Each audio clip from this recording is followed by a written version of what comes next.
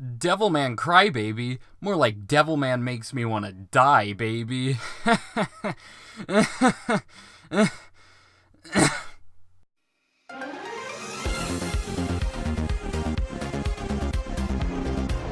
Devilman Crybaby. It's a show! For those who don't know, Devilman Crybaby is a 2018 Netflix original anime. It's directed by this guy, Masaki Yuasa, and it's based on the Devilman manga from 1972 by this guy, Go Nagai. Alright, let's make something clear. I haven't read the manga, and I don't really think I need to, because I'm reviewing the show, and not the manga. This is an adaptation. It should stand on its own. That being said, I'm not completely blind on the original story. I'm just saying, the manga. I haven't read it. So Devilman Crybaby came out in January of 2018, which begs the question, why am I talking about it now more than a year later? I don't need a reason. The show follows Akira Fudo, a high schooler who is reunited with his childhood friend Ryo, who wants to investigate the demons living amongst humans. Akira and Ryo go to a satanic club where a lot of stuff, to say the least, goes down. No, I'm not gonna show it, because most of it contains, how you say, mature themes. So anyways, it's at that club where Akira is possessed by a powerful demon named Amon. However, Akira wins control over his body, making him Devilman. He's got the body of a demon, but the heart of a human. With his newfound power, Akira joins Ryo to combat the demons with the eventual goal of exposing their existence to humanity. There's a lot more to it. Like, a lot more. But, I can't really talk about that without getting into spoilers, so yeah. So after hearing that synopsis, Devilman kinda sounds like a pretty basic superhero show, but nobody would have talked about it if it was just that. So what does this show do to stand out? Well, goddamn does this show go so hard on its content. What I mean by that is, this show is ultra-violent and sexually explicit throughout its entirety, pushing forward content that you can really only show on places like Netflix. And while yes, the show is extreme, it's extreme with a purpose, because the vile subjects and themes depicted in the show are ones that you can't really talk about without getting this graphic. Because in reality, these subjects are dark and disturbing, and this show uses its content to emphasize that. And if I'm being honest, the extremity is one of my favorite parts of the show. It's not every day you get a series that goes this far with its content while still being good, especially in anime nowadays. And really, I think the extreme content is one of the main things that makes this show so refreshing and unique. You know what else makes this show unique? The animation. Segue.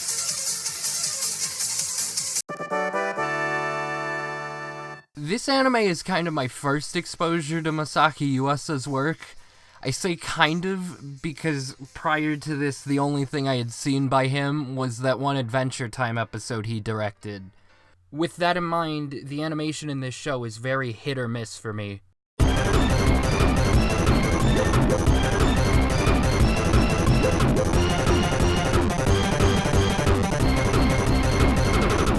To start with the bad, I'm not really a fan of the flat washed out look and dull colors used in the more tamer scenes. Combine that with pretty barren backgrounds and you end up with an art style that's very lackluster. The dialogue scenes are probably the most affected by this because the style ends up making them pretty boring to look at. Also, the dialogue scenes have the same problem that I think a lot of other anime have, wherein they consist mainly of stills with lip flaps. And while the simpler art style allows for more movement in these scenes than, say, other shows, as a trade-off, we end up getting some stills that look interesting, to put it lightly.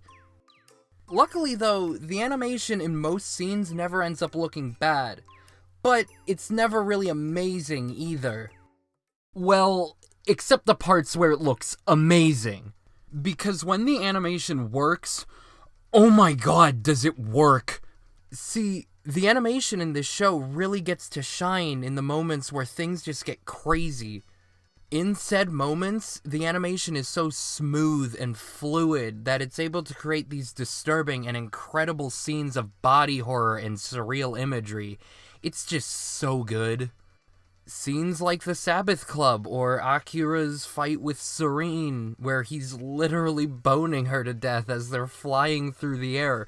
They're all amazing and memorable because of how good the visuals are. One thing I may not have mentioned yet is that this show is really weird, and the visuals and animation are able to complement that greatly. One of the best examples of this I can think of is the Devilman run, because just look at it. It's great! Another thing I really like about this show's visuals is the character designs.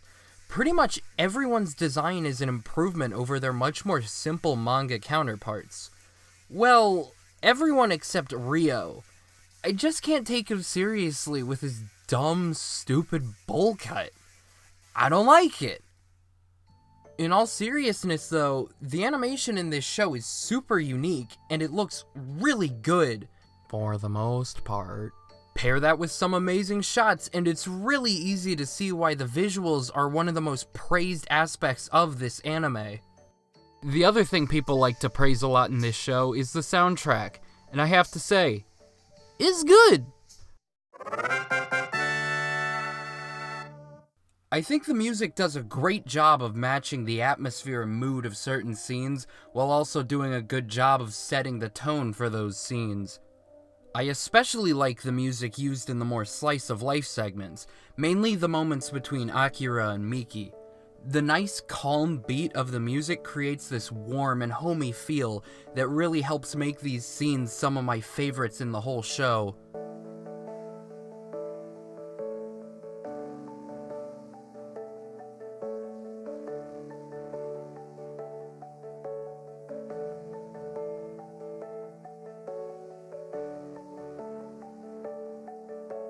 A lot of the soundtrack actually consists of synth, which makes for some really cool tracks, albeit ones that I think blend together and don't really distinguish much from each other.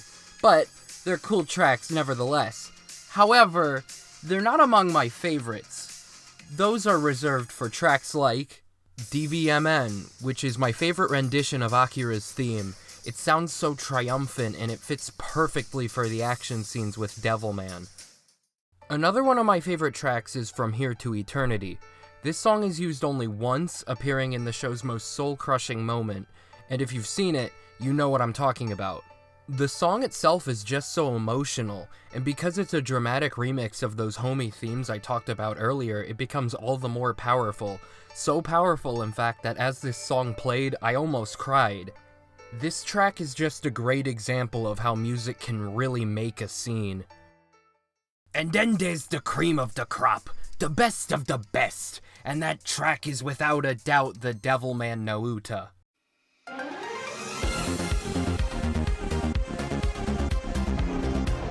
Yeah, it's pretty basic to call this song the best one in the show, but what can I say except I'm basic? Because I have never heard a song scream banger faster. And I'm not lying when I say that this song is hands down my favorite part of the show, because it's just that good. It blows my mind that they were able to take the Devilman theme from the 70s, which is like this march ballad, and turn it into this club dance track. It's just, so good. Look, even if you decide to not watch this show, I implore you listen to this track, because I cannot understate how good it is. Oh my god, it's just so good.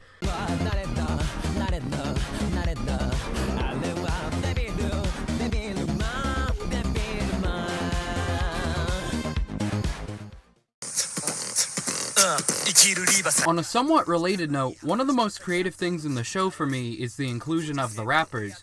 These characters are first introduced as bullies, but as the show goes on you start to learn that some of them, and I repeat some of them, are actually really good people. They're just misunderstood. But the main reason I wanted to talk about their inclusion is because of the segments where they rap. Not only are the raps themselves good, but the lyrics act as a sort of narration for the show, either recapping events that have already happened or showing how the general public feels about certain events, which becomes very important later on. And I think this is just a really smart and cool way of going about that. Now all of that's fine and dandy, but none of that matters if the show isn't any good. So is the show good? Yeah, I think it is. But I wouldn't really call it anything more than just that. Look, this show has been hailed as a masterpiece by just about everyone on the internet that talks about anime, and frankly, I don't see it. While I can agree that there's a lot to this show that makes it fantastic, there's also plenty of things in it that I think are dumb or just flat out bad. What I'm saying is that I have a lot of problems with this show.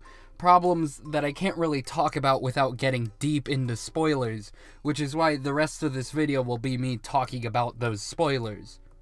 But before I do that, I'll just say that my main issue with the show comes from the fact that I was more invested in the side characters and their plots rather than the main conflict of the show, and those side plots aren't really able to go anywhere or end in a way that's satisfying, and that really hindered my enjoyment of the show. Problems aside, I still think this show is worth a watch, if for nothing else than for how unique it is. And if anything I said earlier interests you, then definitely give this show a watch. It'll probably be good. That being said, this show is certainly not for everyone. If you take serious issue with any of the things I'm showing right now being depicted on screen, then it's probably best if you skip this one, because fair warning, this show's pretty messed up. Anyways, the rest of this video will be discussing spoilers, so if you don't want to be spoiled on the show, it's best you click off now.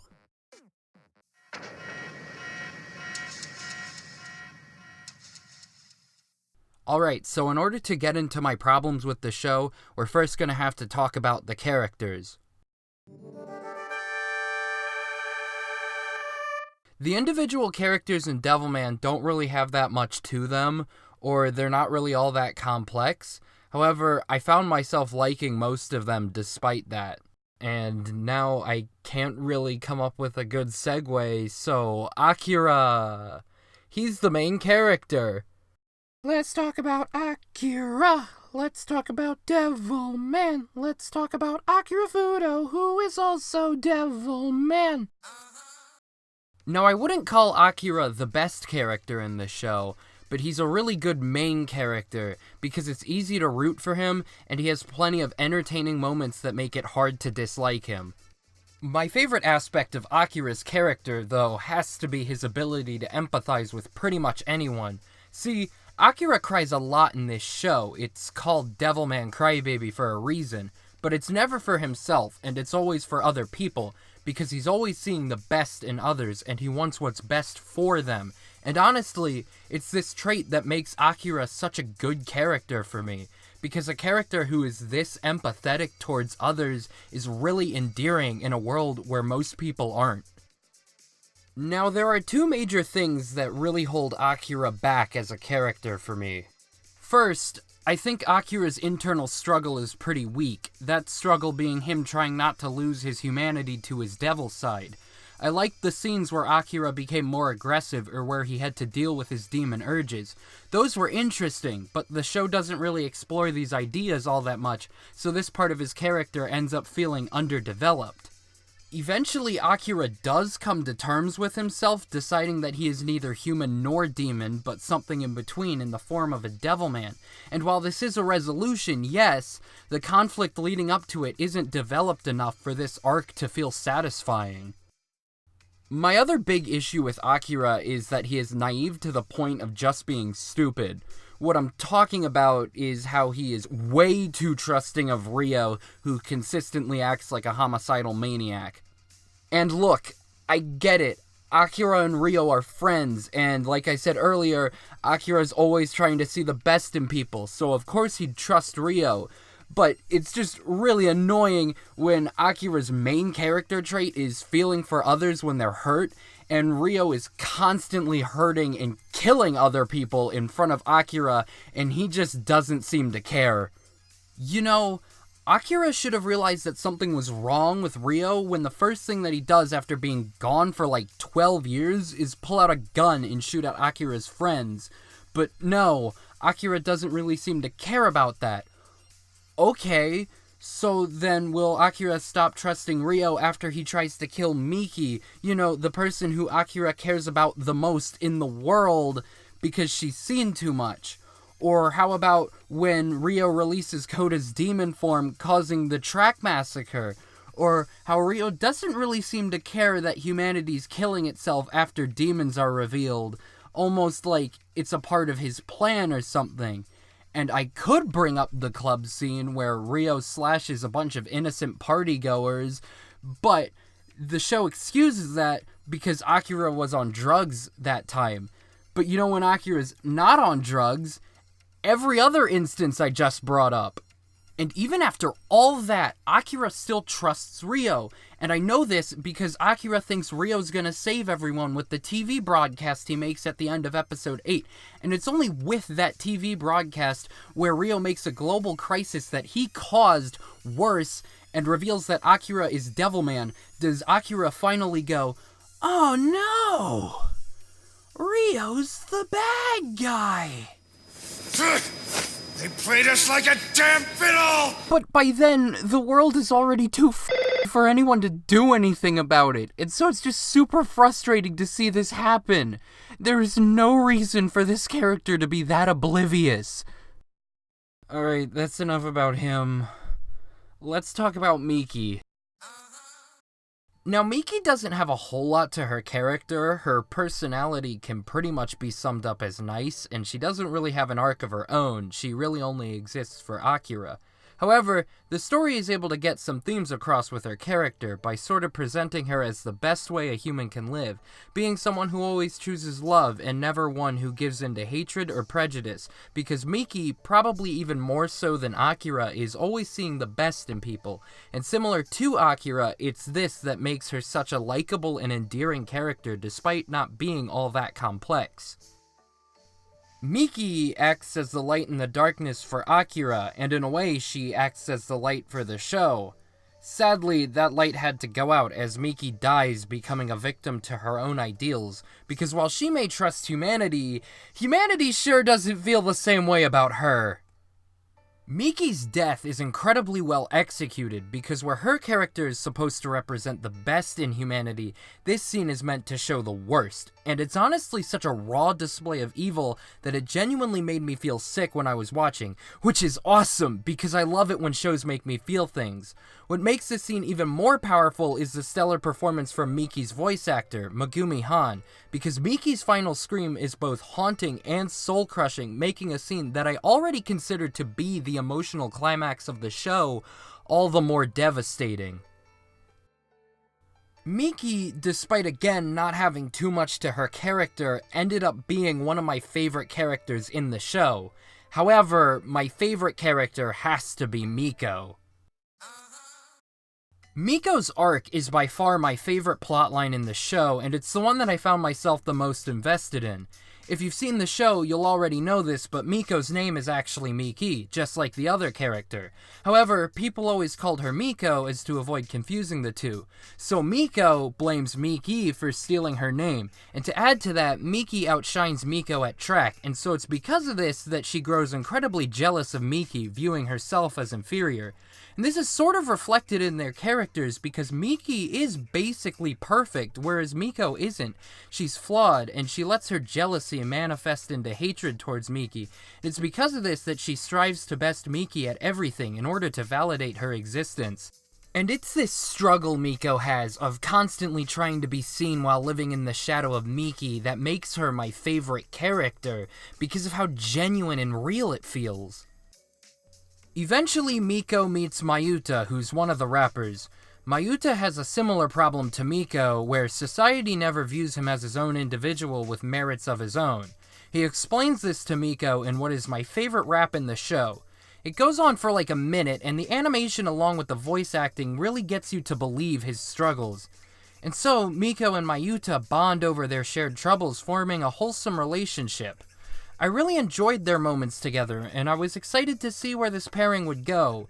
Too bad he's killed off in the same episode this starts as the two go to the Sabbath Club from the first episode, because Mayuta ultimately doesn't matter in the story, and so he's dropped the first chance the show gets, which I am not a fan of.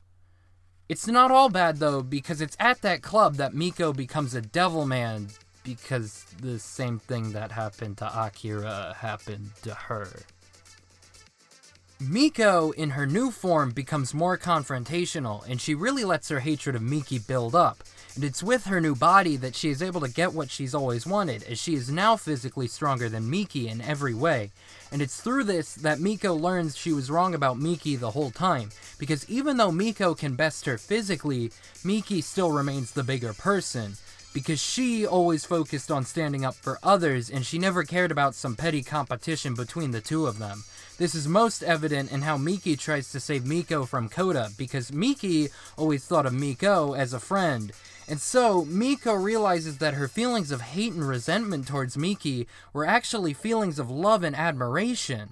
The scene where Miko confronts her feelings as she and Miki resolve their differences is one of my favorite scenes in the show, because it's a really satisfying ending to Miko's arc, and the scene itself, frankly, was beautiful. And then something familiar happens, as Miko is killed off in pretty much the next scene, almost like the show ran out of use for her character now that her arc is done. Now, this is not to rag on the scene itself. In fact, it's my favorite part of the show, and Miko sacrificing herself to save Miki shows how much she's grown as a character. But my problem is that her sacrifice doesn't matter, as Miki dies right after. And again, the scene is great, but I can't help but feel like it trivializes all of Miko's character and development just to move the story along, a story which she has no impact in. Because the thing is, Miko ultimately doesn't change any of the events in the story. Miki would die with or without her, and, well, the world would end with or without her. And this doesn't just go for Miko, this applies to every supporting character in the show. None of them have an impact. I'd go as far as to say even Miki doesn't matter, because like Miko, she has no influence on the events of the show. And it's a shame. It's really a shame that so much effort and care is put into the side characters when the plot has no use for them. And it's especially frustrating when most of my emotional attachment to the show lied with those characters and their moments, and so to feel like none of that matters, frankly, just sucks. Now, this wouldn't bother me as much if the main plot focusing on the two characters that do matter actually delivered, but for me, it didn't. And that's mostly because it focuses on my least favorite character in the show, Rio. I hate this character, and not in the, you love to hate them type of way. No, I just genuinely dislike this character. And really, I could leave it at that. But why would I? Rio starts the show as an asshole, and he ends the show as an asshole. He does not change. He has no reason to be as bad as he is. He's just a terrible person, or I guess in this case he's more of an entity, with zero redeeming qualities. And that's not necessarily a bad thing. He is the antagonist after all, and there are plenty of great antagonists who are bad for no reason. Take Dio from JoJo's. He's a great example of this type of character. Dio isn't exactly what I'd call the poster child for a character with depth.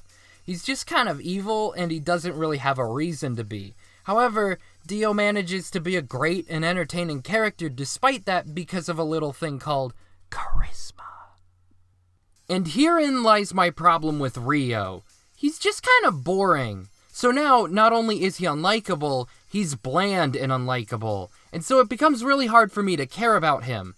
And this wouldn't be as much of a problem if he wasn't the driving force for the plot, but Rio is effectively the main character of the show. Now, I know I said earlier that Akira was the main character, but I kind of lied. See, Akira is the protagonist, but if you've seen the show, you'd know that Rio is the main focus. And so to go back to what I talked about earlier, the only characters that matter in this show are the ones that interact with Rio. But the problem is, no one other than Akira and a few demons interact with Rio. Rio is so disconnected from the rest of the show, and yet he's the center of it. And while I'm back on the topic of the side characters, because again, this is my biggest issue with the show, one could argue that the supporting characters such as Miki matter because while they don't impact the plot, they impact Akira, a character who this story couldn't exist without. The problem with that, though, is what affects Akira doesn't really matter, because his only real function in the story is to die so that Ryo feels bad in the end. And so it feels like all the characters in their arcs, Akira included, are sacrificed in order for the show to focus on Ryo, and I think that sucks. And what I'm trying to say, in short, is that Ryo sucks. With all that out of the way, I do have to give credit to the story, because there is one thing I do like about Ryo, and that is the themes surrounding his character.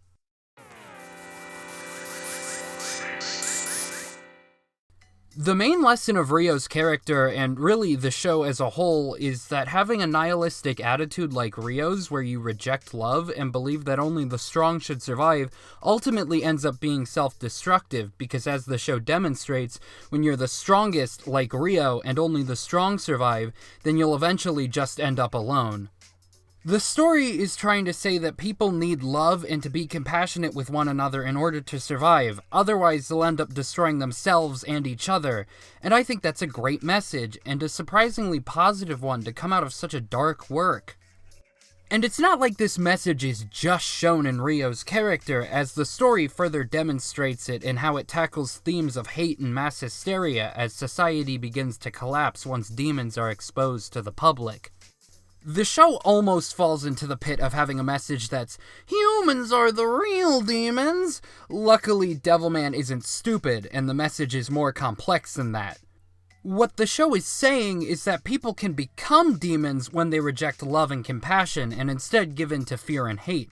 And this idea is executed incredibly well through the many heinous acts committed by people out of prejudice and social bias seen during the latter half of the show. My only real complaint with this part of the show is that I feel like things escalate a bit too quickly. Like, the existence of demons is just made public and people's first reaction is to start gunning each other down in the streets. So it feels kinda silly when Ryo is supposed to add fuel to this fire with the TV broadcast he makes where he basically says, kill all the weird people, when it's not like people weren't already doing just that. Anyways, that's besides the point, because it's not like the show is just trying to show the bad in humanity. In fact, it frequently demonstrates how good people can be through characters like Akira, Miki, and Miko, or in the scene from episode 9 where Akira stops a riot. So again, the show isn't trying to say that humans are just evil, but that they can very easily become evil when they reject love and give in to hate. And honestly, despite my numerous problems with the show, the themes remain the one thing that's consistently great throughout the entire series.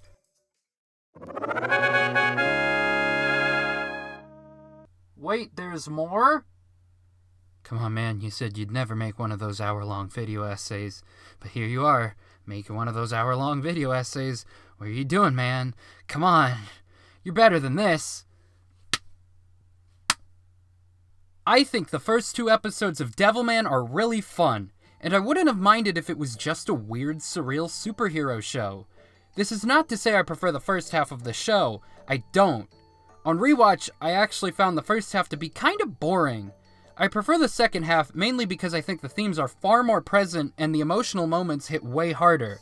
For example, when Akira's parents die in episode 4, I didn't feel much. Sure, it sucked, but I didn't have any attachment to those characters, so I didn't really care.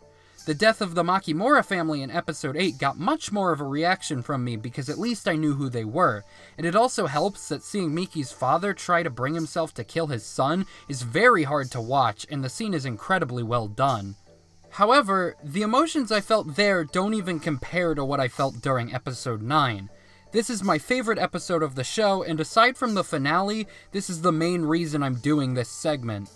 I believe that the themes of fear and love in Devilman are best depicted in episode 9 through things like the angry mob and the resolution between Miko and Miki, which is one of my favorite moments from the show. In this episode, Akira takes the back seat for once so that the show can focus on the remaining supporting cast, and as it just so happens, my favorite episode of the show is also the one with the least amount of focus on Ryo, so you know, go figure. The B-plot where Akira stops a riot is great. It shows how far Akira is willing to go to protect others and that humanity is capable of overcoming hate. And it gives the viewer hope.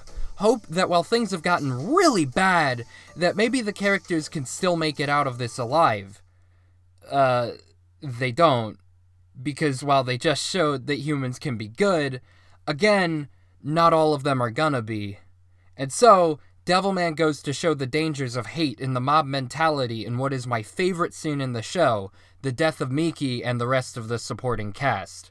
This scene is the saddest one in the show, and aside from the fact that I actually cared about these characters, I think it's the direction and use of music that end up being what makes this scene so powerful.